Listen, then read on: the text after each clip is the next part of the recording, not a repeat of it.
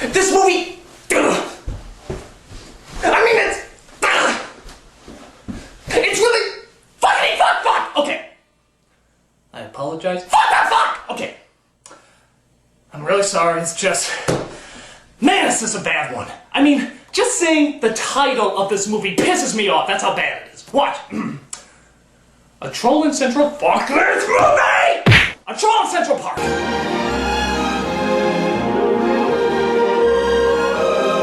I mean, talk about pandering to your kids and not having any respect for their intelligence. Often considered Don Bluth's worst film, this movie doesn't even seem like a real kid's movie. It seems like a parody of a kid's movie. You know in a show when you see kids watching TV and some over-the-top nonsense is playing that obviously nobody put any thought into? You know, because it's in the background and nobody needs to pay attention to it.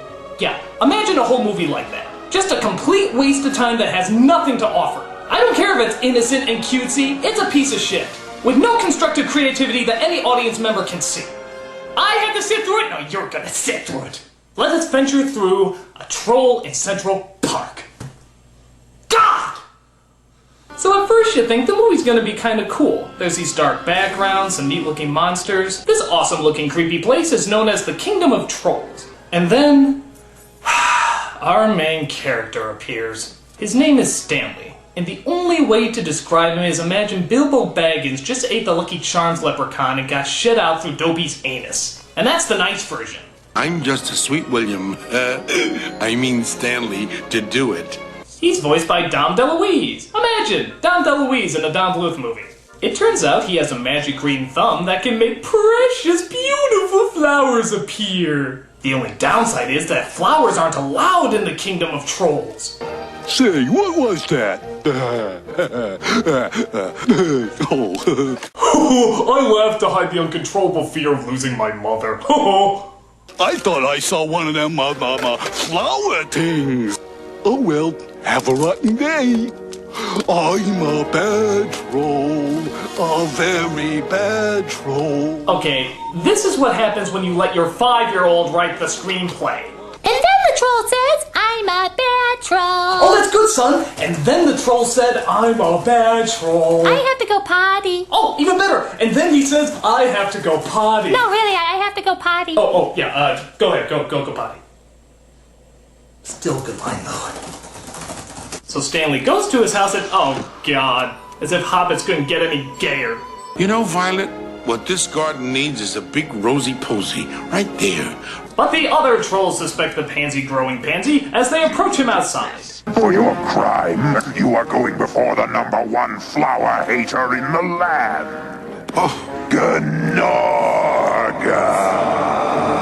Isn't that a weird name? Sounds like the sound you make when you sneeze and hiccup at the same time. No face shall smile, no star shall glow. Boy, Lindsay Lohan really let herself go, didn't she?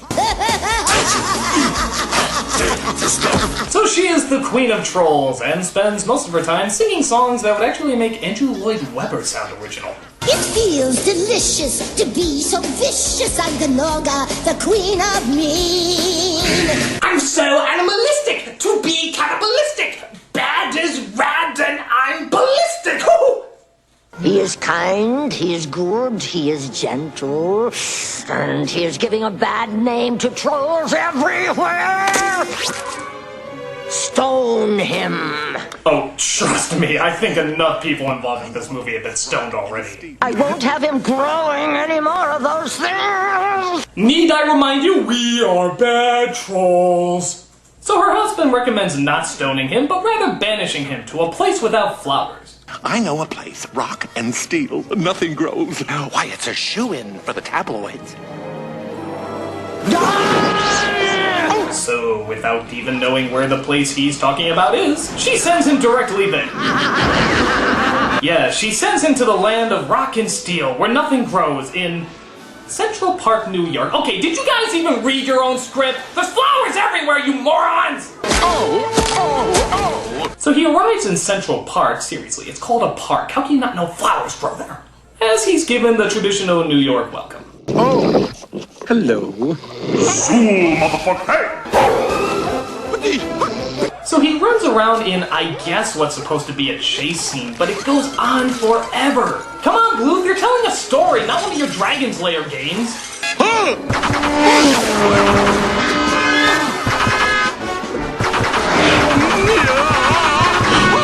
So he finally ends up under a bridge. Get it? Troll under a bridge, haha. As he decides to take rest in a giant bed of marijuana leaves. Hey, I think I'm starting to see the inspiration for this movie.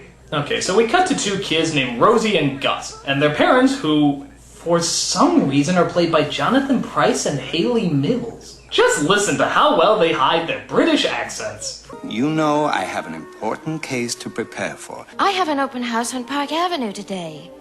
Sounds about as convincing as House. Oh, come on, it's obvious! It's incredibly obvious! The park will have to come later. It always has to be later. Why can't we ever do what I want to do? Your father works very, very hard to make our life nice, children.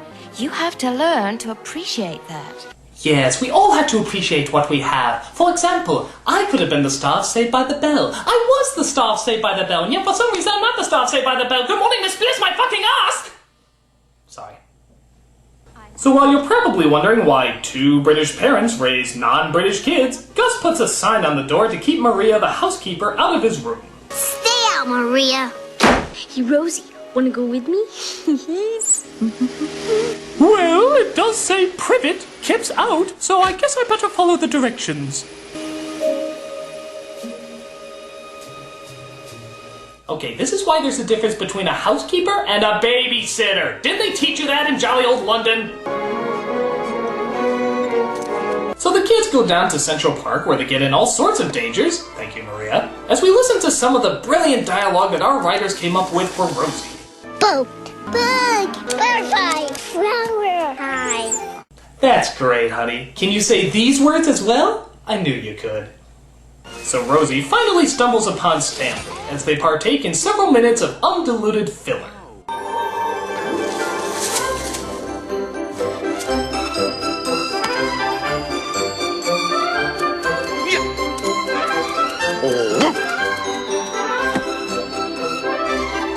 And this is pretty much it, people. Just a whole hour of watching things bounce and smile. That's the entire movie. Don't believe me? Just keep watching.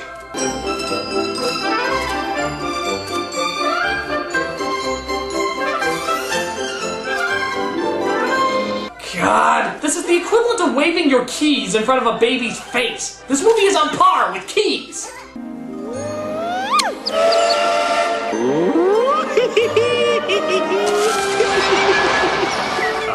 Should he really react this way to a toddler kissing him?